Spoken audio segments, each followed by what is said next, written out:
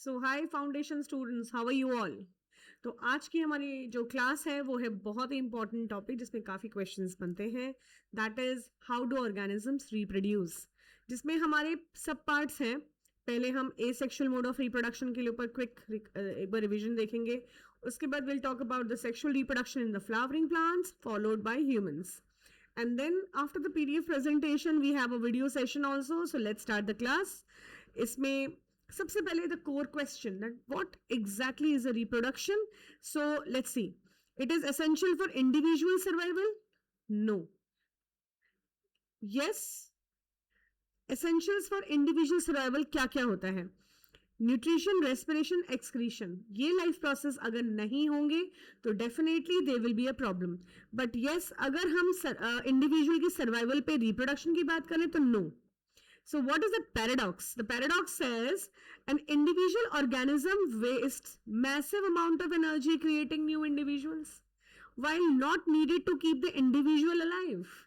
It is a fundamental mechanism which is required to maintain the existence of the species. यानी कि किसी population को stable रखने के लिए वो इतनी energy spend करता है, जो maximum energy जिस life process में spend हो रही है after neural system, I must say, because that is consuming a lot of ATPs.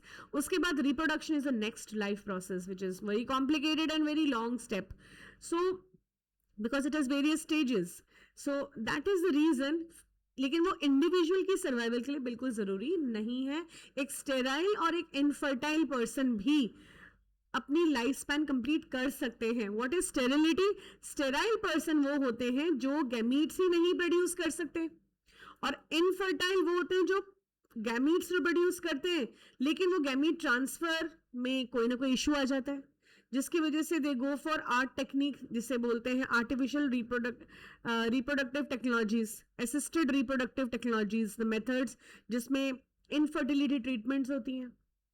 So DNA कॉपिंग सबसे इंपॉर्टेंट पैरामीटर होता है एक रिप्रोडक्शन प्रोसेस में, जिसमें जो मदर सेल है वो डिवाइड होती है इनटू 2 डॉटर सेल्स, और 2 डॉटर सेल्स को इक्वल डीएनए देना बहुत जरूरी है ताकि वो स्पीशीज कंटिन्यू रह सके, क्योंकि purpose is to maintain the species of its own kind.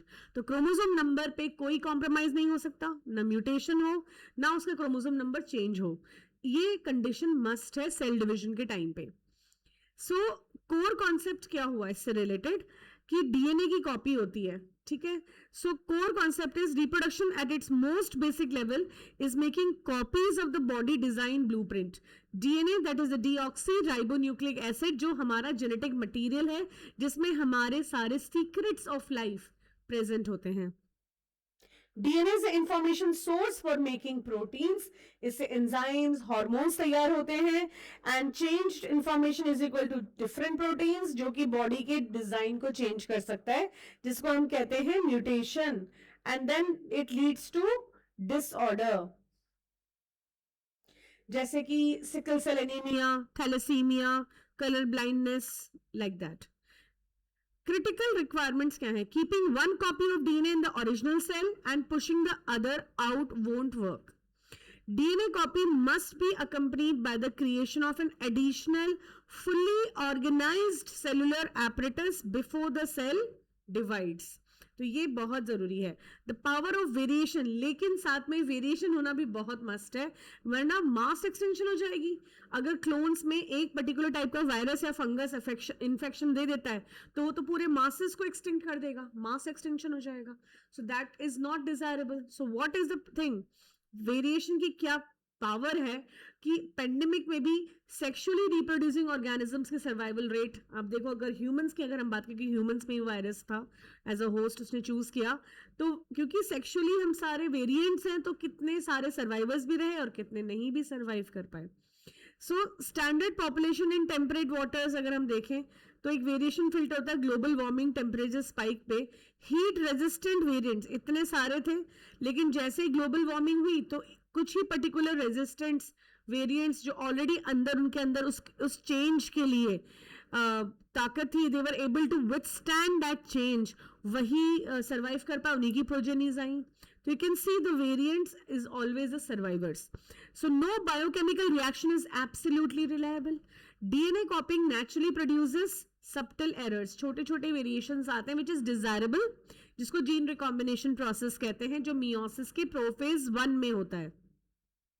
While severe variations kill the newborn cells, surviving subtle variations are inbuilt engine for evolution.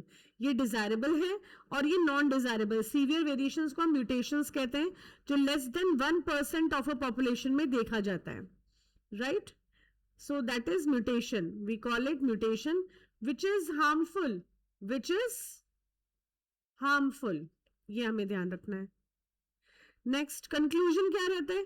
Variation is beneficial to the species, survival over time in changing niche, but not necessarily for the individuals. Next comes the mode of reproduction. Reproduction दो तरह से होता है, asexual and sexual mode of reproduction. Asexual में होता है fission, fragmentation, regeneration, budding, vegetative propagation, spore formation. ये सारे पैटर्न्स हैं. सेक्सुअल रिप्रोडक्शन में हम प्लांट्स के अंदर देखते हैं एंजियोस्पर्म्स, फ्लावरिंग प्लांट्स में, और एनिमल्स के अंदर हमारे इस कोर्स में हम ह्यूमंस पे करेंगे discussion. So next is asexual reproduction, जिसमें हम फिशन पढ़ते हैं. बाइनरी फिशन, न्यूक्लियस का डिवीजन होता है, कैरियोकाइनेसिस कहते हैं. अमीबा में like best example. Splitting of the two cells can take place in any planes. Alright, so here इसमें हमने अमीबा देखा.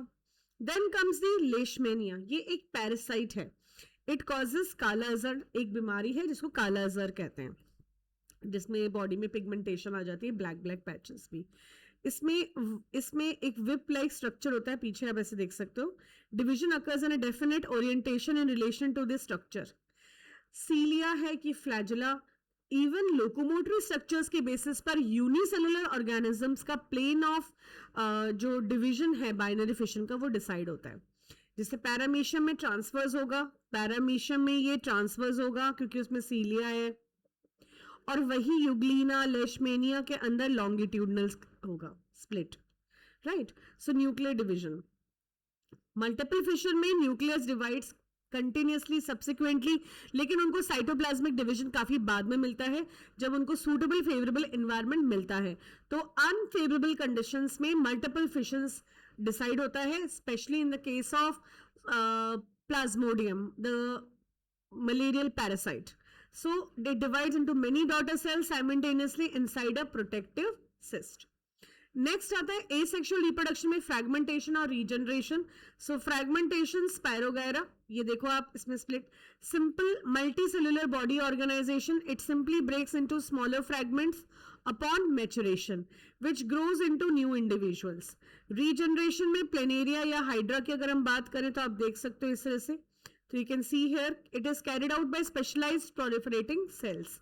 तो इसमें स्पेशल प्लेन ऑफ डिवीजन है जिसमें स्टेम सेल्स हैं which can grow into the new individual as a whole.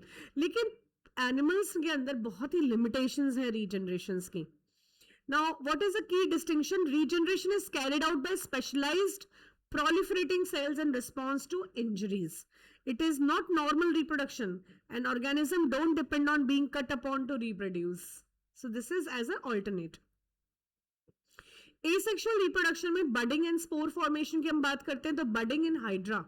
So it is, you can see here, bud forming, the regeneration, the regenerating cells are dividing here, bud developing tentacles and then it detach. ये अपने mother body से detach होकर substratum में ऐसे आसपास की चट्टानों में जहाँ पे भी suitable environment वहाँ attach हो जाएगा, और attachment के बाद ही अपने आप को खुद grow करेगा.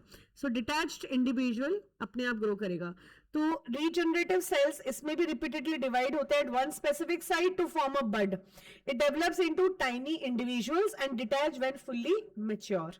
Spore formation in rhizopus, bread mold जिसे हम कहते हैं, इसके ये structures जैसे hyphae, ये non reproductive part है. Sporangium, इसमें spores होते हैं, spores are released in the air. Thread like hyphae are non reproductive. ठीक है. So this is a blob on a stick, sporangia, which contains spores. Spores are protected by thick walls until they contact a moist surface to grow. इसलिए fungus कई सालों तक भी dead रह, मतलब silent रह सकते हैं, नॉट डेड, साइलेंट रह सकते हैं. पॉज्ड है उनका मेटाबॉलिज्म, और क्योंकि वो स्पोर्स के अंदर प्रोटेक्टेड है. जैसे उनको मॉइस्चर मिलता है तो वहां पे फंगस ग्रो कर जाते हैं, उनके स्पोर्स स्प्राउट हो जाते हैं, they grow. Because the cyst ruptures. Asexual reproduction में vegetative propagation and tissue culture की अगर हम बात करते हैं, so we can see here vegetative propagation through roots, stems, leaves के थ्रू होता है.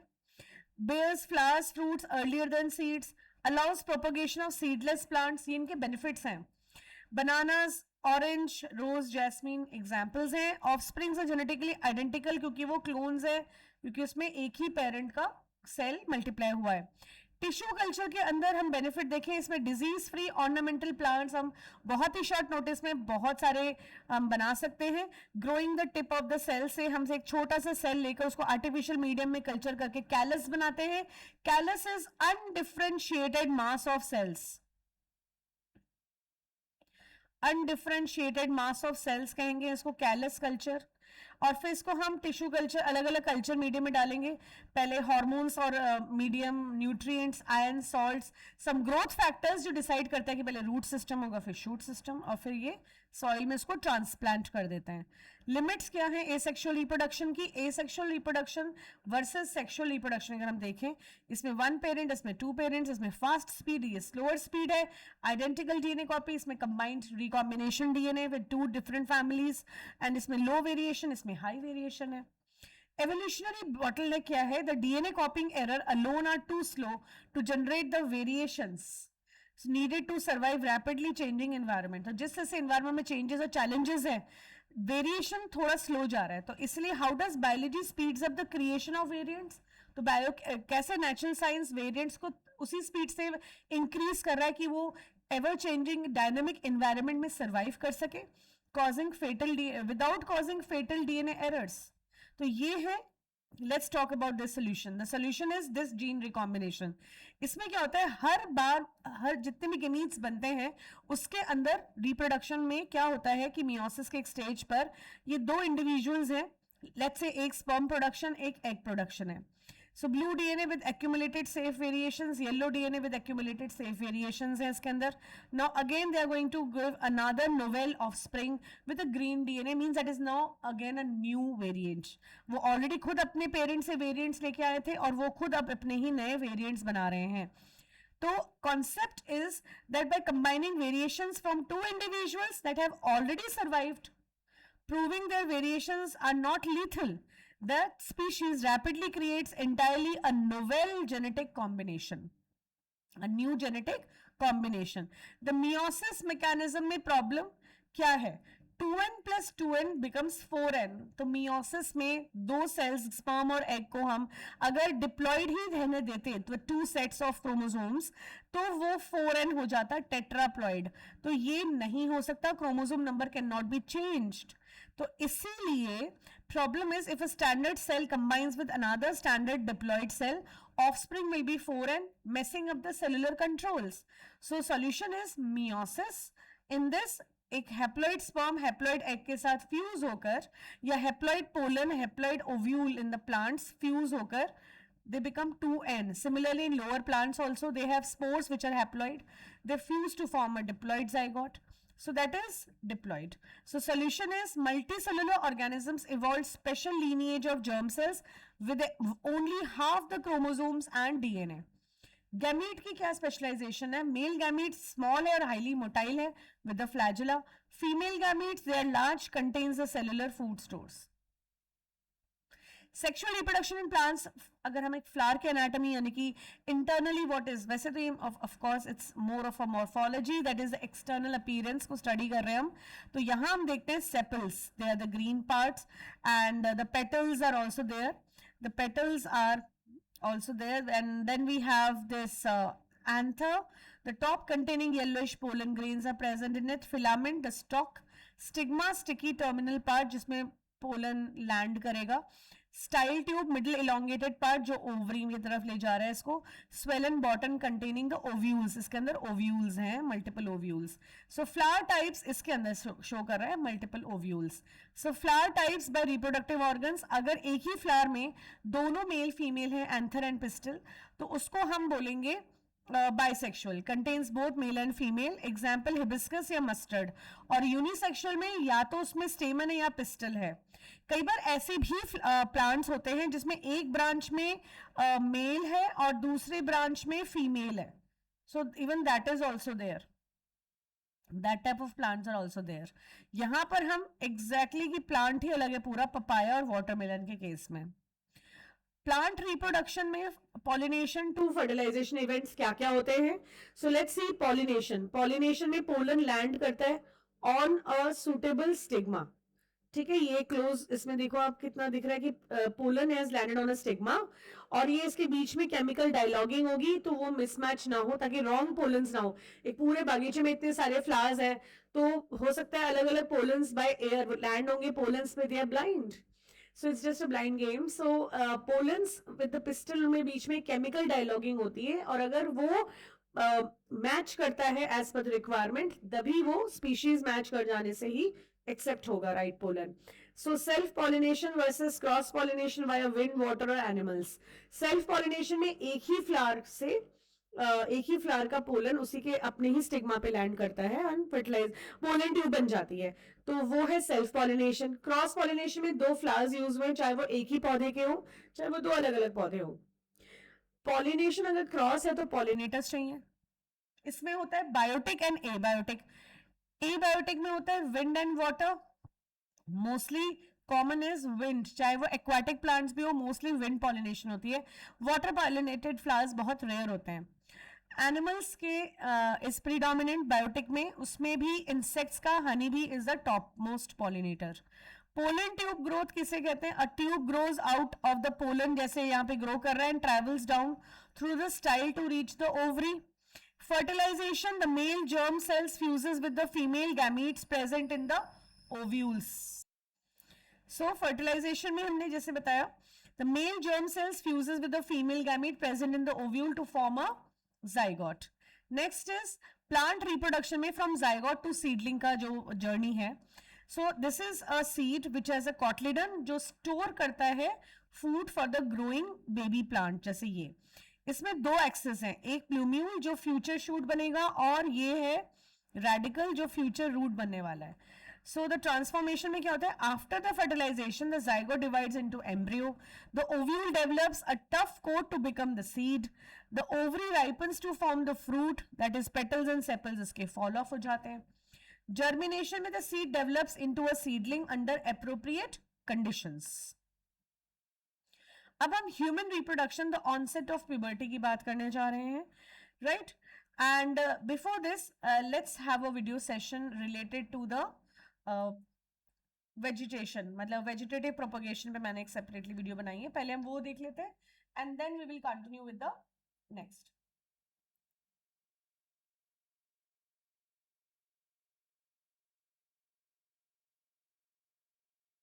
Hey everyone, and welcome to This Explainer. I'm absolutely thrilled to have you here today. We're going to be exploring something that honestly sounds like it belongs in a science fiction movie, but it's actually happening right now in your garden, your kitchen, and on farms literally all over the world. We are looking at the fascinating ways plants effectively clone themselves. It's this incredible journey into nature's very own replication system, and we'll see exactly how humans have harnessed it to grow the food we eat and the flowers we admire. Okay, let's dive into this. I want you to picture a potato. Just a regular old potato that's been sitting in your pantry maybe just a little too long. You know how it starts sprouting those weird little green shoots? Well, that right there is a biological marvel. Without a single seed being planted, without any sort of complex fertilization happening, that one single potato is actively trying to grow into an entirely new, fully functioning plant. No way, right? How is that even possible? Well, the answer is vegetative propagation. Simply put, this is a specific form of asexual reproduction. Unlike growing from a seed, new plants arise directly from the vegetative or growing parts of a single-parent plant. So we're talking about the stems, the roots, or the leaves. And because there is only one parent involved here, the offspring is an exact genetic copy. It's essentially nature's way of hitting copy and paste on a plant's DNA, creating a perfect identical clone. So here is our roadmap for today's explainer. First, 1. Nature's plant cloning secret. Then, 2. The horticulturist's toolkit. After that, 3. The art of grafting, followed by 4. Layering and rooting, and finally, 5. High-tech tissue culture. Let's get right to it. Let's move to Section 1, Nature's Plant Cloning Secret, how plants multiply on their own, and see how this builds our foundational understanding. You see, long before humans ever figured out how to farm, plants were already multiplying all on their own. To really grasp why this is so powerful, we have to compare it. In sexual reproduction, offspring inherit a mix of characteristics from two parents. Now, this creates variations, which is obviously great for evolution, but it can be really unpredictable. Asexual reproduction, on the other hand, involves just one parent. It produces genetically identical individuals. Think about it. If you're a farmer who has a plant that produces the absolute sweetest fruit or the most stunning flower, you don't want unpredictable variations. You want that exact same plant, over and over again. That is exactly why farmers love this natural cloning method. And you know, nature provides so many brilliant examples of this. Think about the fleshy underground stems of potatoes and ginger. Or consider the money plant and sugarcane. They can grow entirely new systems just from basic stem cuttings. There's even a fascinating plant called Bryophyllum, where the leaves themselves actually sprout tiny, perfectly formed plantlets right along their edges, which eventually just drop off and grow into new plants. It's literally happening all around us. Which brings us to Section 2, the Horticulturist's Toolkit, Adapting Nature's Process for Farming. Now, we humans are incredibly observant. We didn't just sit back and watch nature do this, we actively harness this biological superpower for ourselves. The most basic foundational tool in our farming kit is called cutting. You basically take a shoot from a plant, say an overgrown branch cut right at the end of its growing season, remove the lower leaves, and insert it directly into compost-mixed soil. But the absolutely crucial technique here is inserting it at an angle of about 45 to 60 degrees from the soil surface. With regular watering, that severed branch will literally grow its own roots and become a brand new plant. It's that simple. Let's move on to Section 3, the art of grafting, combining plants for desirable traits. And this brilliantly illustrates how grafting isn't just about multiplying one plant. It's about physically combining two separate plants to get the absolute best traits of both. It's like putting the beautiful blooms of a delicate yellow or pink rose onto a tough, disease-resistant wild rose stem.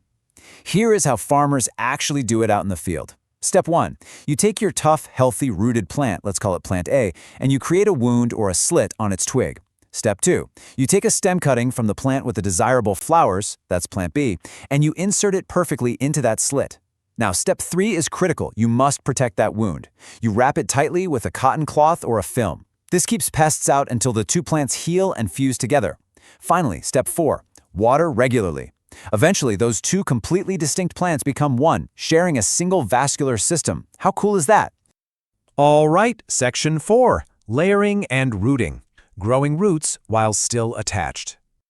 So while cutting involves removing a piece of the plant right away, layering is a really clever trick for flexible shrubs like lemon trees, where you encourage the plant to grow new roots while it is still firmly attached to its parent.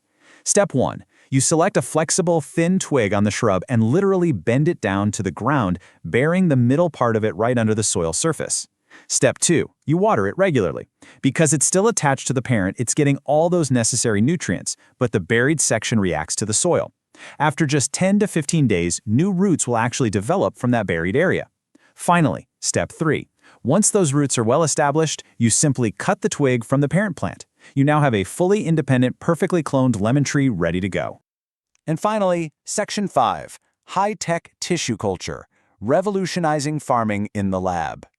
Now, what's really interesting about this is that we've seen what can be done out in the dirt, but cutting-edge science is revolutionizing global farming by taking this exact concept straight into the laboratory. Tissue culture is essentially a dramatic rescue mission for our crops. Take the banana industry, for example, which is highly susceptible to devastating viruses. Using tissue culture, scientists take cells from the very tip of the plant shoot, an area called the apical meristem. This specific part of the plant is usually totally free of viruses. By cultivating these cells in a sterile lab environment, they can mass-produce thousands of perfectly healthy, virus-free plantlets. They are literally saving entire crops from extinction by creating clean, microscopic clones. So the crucial point is the massive real-world impact this whole toolkit has on society and the economy. Vegetative propagation allows for the mass cultivation of highly desirable, high-yield crops. It eliminates those devastating viruses we just talked about. But beyond the biology of it all, it transforms livelihoods. Institutions like the Indian Council of Agricultural Research, through their Krishi Vigyan Kendras, actively teach these modern grafting and propagation skills directly to farmers. This kind of vocational training doesn't just grow better fruit, it significantly boosts farmer incomes, teaches them modern marketing strategies, and really elevates entire agricultural communities. Which leaves us with a pretty fascinating thought to wrap up our explainer today. We've seen how nature perfectly copies itself and how humans have perfected cutting, grafting, layering, and even high-tech tissue culture. So the next time you sit down for a meal, I want you to really ask yourself, knowing how easily and efficiently plants can be cloned to ensure the absolute best yield and taste, how much of the food on your plate right now do you think comes from genetically identical crops? The answer is likely much, much higher than you think. Thank you so much for joining me to explore the incredible science of vegetative propagation. Keep observing the world around you and keep learning.